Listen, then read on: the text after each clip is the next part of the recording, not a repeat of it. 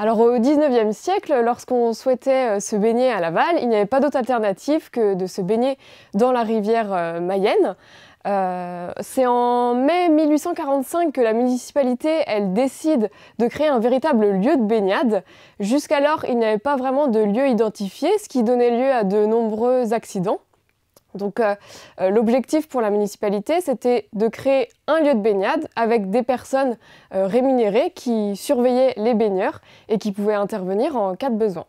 Donc le lieu qui fut choisi, il se situe en amont de l'actuel pont Aristide-Briand et il y avait donc des poteaux en bois qui délimitaient le lieu de baignade.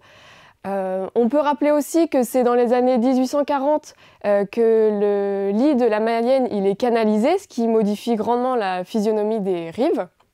Pour les modalités pratiques, la baignade elle était gratuite, elle pouvait se faire du 15 juin au 15 septembre, de 6h du matin à 20h le soir. À noter qu'il y avait des horaires spéciaux réservés pour les femmes. On accédait à la baignade par un pré.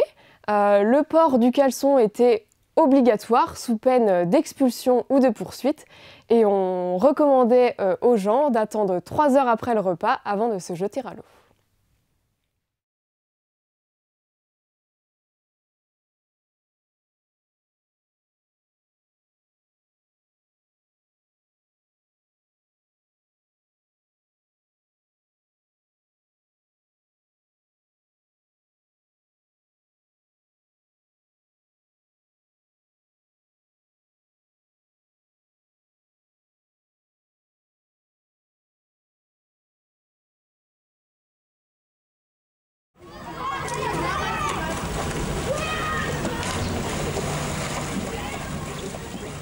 Alors pour la piscine qui était du côté sous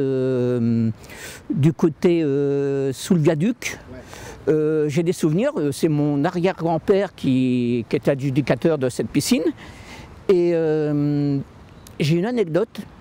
Mon père m'a toujours dit que l'arrière-grand-père, il tenait cette piscine. Alors c'était avec la ville de Laval, mais il avait une buvette. Et quand l'eau n'était pas chauffée, l'eau était... et il y avait de l'agneau, il vendait son coup de gnôle aux nageurs qui sortaient de... et c'est une anecdote que mon père m'a toujours racontée. Mon père a appris dans la Mayenne, mais il a appris dans la Mayenne l'autre côté, celle qui a été construite après la guerre, parce que la première a été détruite pendant les bombardements de 1944. Le chantier Chaussy-Vert est assez facile à repérer. C'était une entreprise de construction de bateaux et de location également. Donc c'est à ce niveau-là que se situait la piscine, composée de 2 pontons assez larges, heureusement. Mais il n'y avait pas de bassin, bien sûr. On se baignait directement dans l'eau de la Mayenne. Une eau d'ailleurs qui n'était pas polluée du tout à l'époque, ce qui n'est plus le cas malheureusement actuellement. Et c'est avec plaisir tous les matins, au mois de juin, que nous nous rendions à la piscine par le halage, souvent en footing d'ailleurs. Et ces cours se passaient toujours avant le début des cours à l'école normale. Donc on a appris à nager dans des conditions quand même idéales, ce qui nous a permis plus tard de pouvoir éventuellement, puisque nous sommes enseignants, d'apprendre à nager à nos élèves. On venait nous chercher au dortoir et il fallait qu'on soit revenu pour les cours et le petit déjeuner auparavant, donc c'était vite fait, bien fait. L'eau était froide, relativement froide. L'eau était relativement propre, c'est-à-dire qu'il ne fallait pas mettre le pied au fond du ponton, il y avait un plancher qui était quand même plutôt du genre boueux. Pas si propre que cela, en tout cas c'était un contact particulier.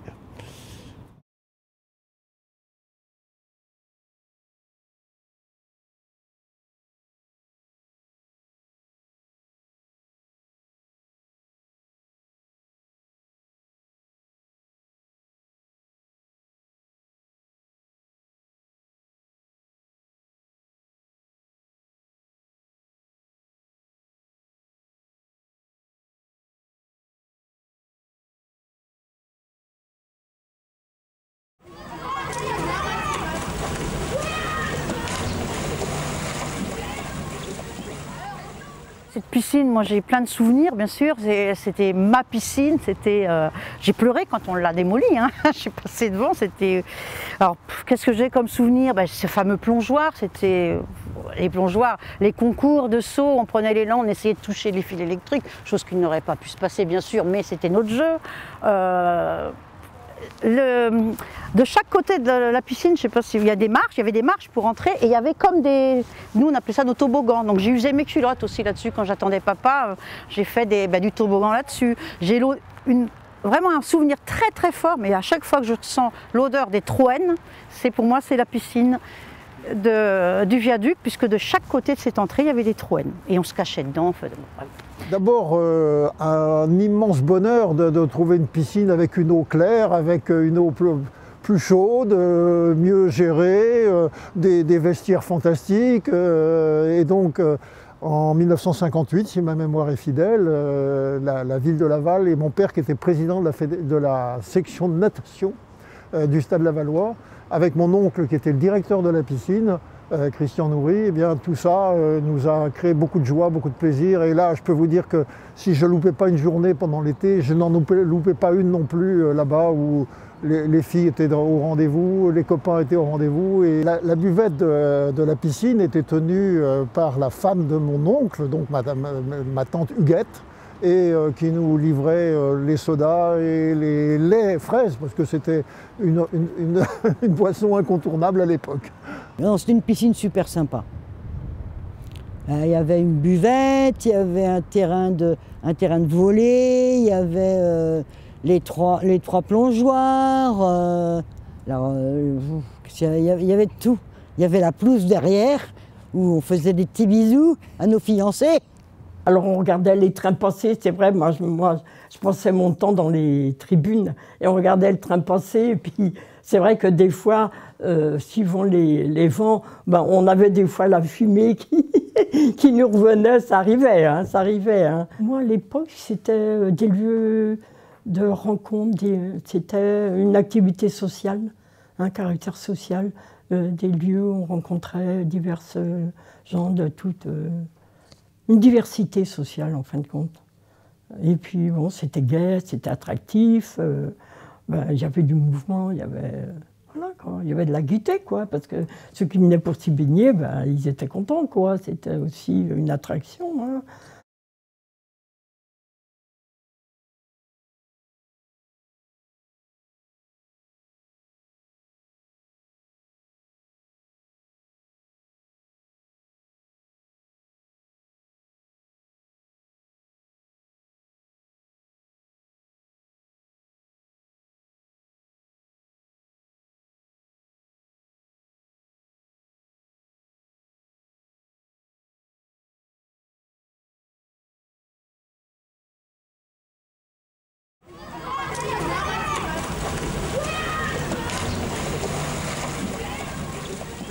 Je n'ai appris à nager que juste avant mon service militaire. J'ai appris à nager là grâce à Christian Nourry. Et ça a permis à Christian Nourry de pouvoir faire face à une demande qui était très importante, puisque c'était la première piscine et qu'il y avait beaucoup de gens qui ne savaient pas nager. Des jeunes comme des anciens. J'ai appris à nager à des anciens qui avaient peut-être 50 à 60 ans. Christian Nourry, le directeur, qui officiait aussi au départ sur le bord des bassins comme maître nageur. Très rapidement, il a été accompagné de son équipe, Bernard Chauveau, Christian Groiset, Jean-Pierre Legros, Martine Frostin, Patrice Frangeul, hein, et après la deuxième génération qui est arrivée avec Philippe Oudéier, Gérard Delattre et j'en oublierai. Mes parents m'avaient tout de suite inscrit au cours d'amélioration de natation, parce que la technique familiale n'est pas toujours bien maîtrisée. Et donc c'est M. Nourry qui gérait l'ensemble, l'apprentissage, et ensuite un peu de perfectionnement, en ce qui me concerne, plus pour d'autres qui étaient dans l'équipe de natation du Stade Lavallois.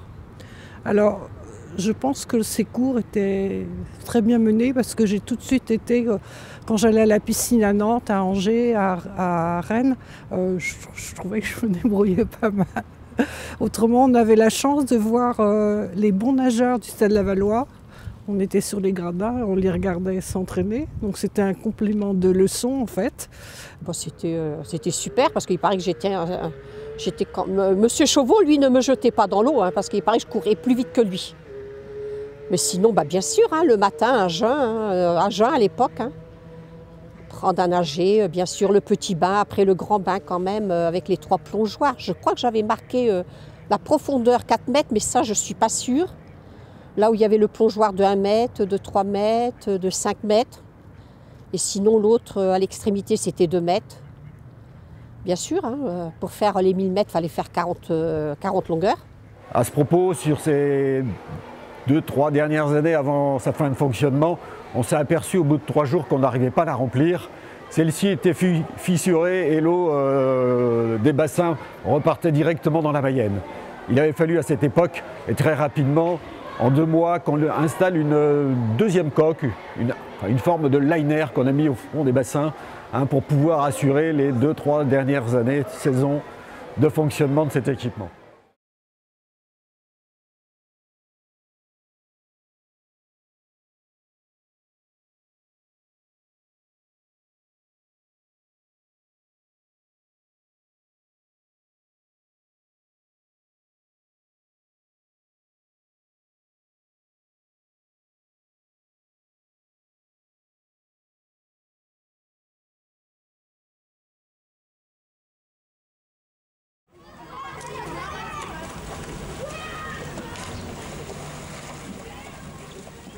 J'ai nagé dans une autre piscine, celle de l'aéroclub de la Mayenne. Et c'était une piscine qui avait été créée par les Allemands, ça je le savais. Et cette piscine servait de réservoir d'eau en cas d'incendie de l'aérodrome. Et je m'y suis baigné très souvent avec des gens formidables. Mon père, bien sûr, mais aussi Jacques Perrin qui m'a laissé un souvenir extraordinaire. Effectivement, il y avait une piscine, alors qui était en bordure de route, si je me souviens bien, devant le fameux restaurant, je ne sais plus comment il s'appelait. Et on y allait avec mes parents, j'étais petite, mes parents, et puis les nageurs ou les encadrants, ceux qui chronométraient, après des compétitions ou après. Et nous, on pouvait se baigner. Alors c'était une piscine qui n'était pas traitée, elle était un peu verte. Mais je me rappelle que nous, c'était notre plaisir. Quand eux, ils allaient déguster leur bière, nous, on faisait plouf dans ce bassin. Eh bien, ici même à l'Immaculée, il y avait donc une piscine uniquement pour les élèves, parce que ce n'était pas une piscine publique, avec l'eau qui arrivait de la Mayenne directement. Et on avait accès, pendant les cours de gym, qu'on appelait à l'époque, d'éducation physique, et on pouvait aussi apprendre à nager en dehors des cours, quoi, à niveau particulier, quoi. Donc voilà, moi-même j'ai appris à nager ici même. Voilà. C'était une eau froide, bien entendu, puisque c'était l'eau de la Mayenne. Et donc l'eau arrivait par un espèce de tunnel avec une grille qui empêchait les rats de rentrer, par exemple, ou les mauvaises, tous les détritus. Et on pouvait l'utiliser, bien sûr, la piscine que dans la période du printemps jusqu'à l'automne, quelque chose comme ça. Voilà. Une piscine pas loin du tout, à l'Immaculée Conception, et j'habitais rue du Vieux-Saint-Louis et j'avais pas de mal à traverser. Et j'avais quelques copains avec qui on avait toujours envie de faire des choses qu'il ne fallait pas. Mais on avait 14, 15, 16 ans, donc je me permettais des choses pas acceptables, mais que j'ai quand même pratiquées. On allait se baigner en sautant par-dessus le mur. Dans la nuit pour aller vivre des moments qu'on n'a pas le droit, mais qui sont tellement plus agréables que les autres, qu'on l'a fait, mais avec beaucoup de gentillesse et sans dégradation évidemment.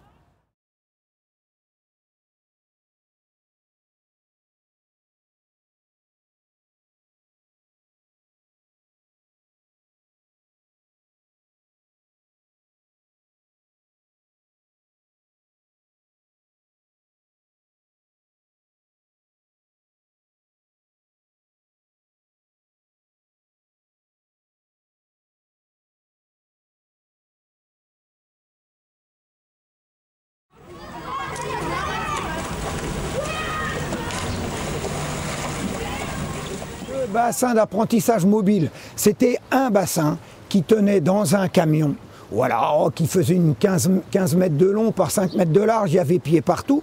Et au départ, ça appartenait au ministère Jeunesse et Sport. Donc au départ, c'était un bassin qui se baladait un peu plus dans toutes les communes. Et puis pendant les toutes dernières années, eh bien, il a fini derrière le gymnase des Fourches. Alors le BAM, dans un premier temps, a été positionné sur 2 endroits sur Laval, notamment l'été pour le centre de loisirs de la Blancherie, au Bois de Lussery, et dans un deuxième temps dans le quartier des Fourches, pour une meilleure proximité des établissements scolaires. Si dans un premier temps, c'est vrai, il était principalement axé sur les centres de loisirs, on a tout de suite trouvé un intérêt dans cet équipement pour délester un petit peu la piscine Saint-Nicolas dans les apprentissages de la natation scolaire. Malheureusement, dans les mêmes temps que la piscine du quai Béatrix, cet équipement s'est trouvé obsolète et dangereux, d'où sa fermeture dans les années 92. Alors moi j'ai des souvenirs parce que j'étais en activité prof d'éducation physique, donc j'allais aussi avec mes élèves de temps en temps, parce que moi je travaille aux Fourches, j'ai travaillé 2 ans aux Fourches, donc j'allais avec ces élèves. Mais le plus souvenir que j'ai, c'est que je travaillais aussi, je faisais des centres aérés, et je me rappelle être allée pendant des vacances, alors, ou des petites vacances, ou des mercredis ou jeudis, je ne sais plus, au Bois de Lussery. Et donc ça devait être l'été, donc ça devait être des vacances, et je me rappelle que les gens du voyage venaient. On accueillait les gens du voyage qui venaient apprendre à nager ou à être bien à l'aise dans l'eau. Voilà. Oui, c'est ce que j'ai comme souvenir. Et c'est vrai que c'était une piscine, on aimait bien y aller parce qu'il faisait chaud. L'eau était chaude. C'était vraiment voilà.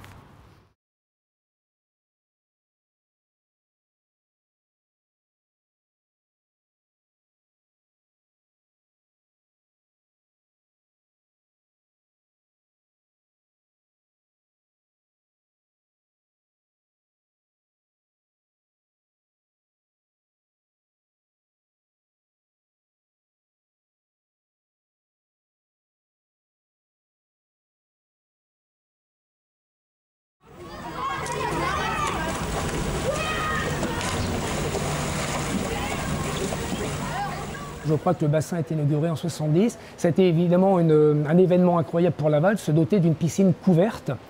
Dès l'âge de 9 ans, je venais déjà avec mes petits frères nous baigner. Donc on habitait, nous, dans un quartier quand même à 2 ou 3 km. On venait à pied exprès. Et pour nous, la natation, c'était une évidence. On était de vrais poissons, donc on a passé notre vie ici. Nos parents ont déménagé pour habiter à 200 mètres d'ici. Donc autant dire que cette piscine a été pour nous vraiment notre deuxième maison.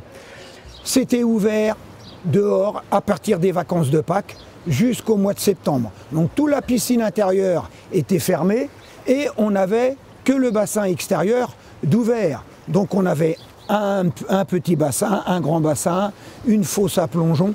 Donc effectivement, ça drainait énormément de monde. On faisait des journées à 1700, 1800, voire 2000 personnes. Voilà, au départ, c'était vraiment l'établissement de référence pour l'été. En 1978, on a eu les championnats de France quand même, ici, national. Et donc, l'anecdote encore, c'est que comme il y avait eu 6 ou 7 records de France de battus ici, dès le lundi matin, il y avait la fédération qui était sur le bord du bassin à mesurer au centimètre près la largeur, la longueur. Sur Saint-Nicolas, les tempêtes qui, à maintes reprises, emportaient le bardage de la piscine tout autour. Et évidemment l'inondation des salles techniques, puisque je dois le rappeler, nous sommes le point bas de Saint-Nicolas, et lorsque l'étang de Barbé ou le ruisseau de Saint-Nicolas est en crue, c'est les installations techniques des bassins notamment intérieurs qui sont inondés, avec le risque d'inondation du transformateur électrique. Je pense que le côté symbolique qu'on peut retenir ici, c'est le fait que beaucoup de jeunes commencent ici très petits, dont moi. Et il faut retenir que c'est par des petites choses qu'on peut construire des grandes choses. Et je pense qu'on peut retenir ça de cette piscine Saint-Nicolas à Laval qui va devenir un bassin d'accueil pour la préparation des Jeux Olympiques.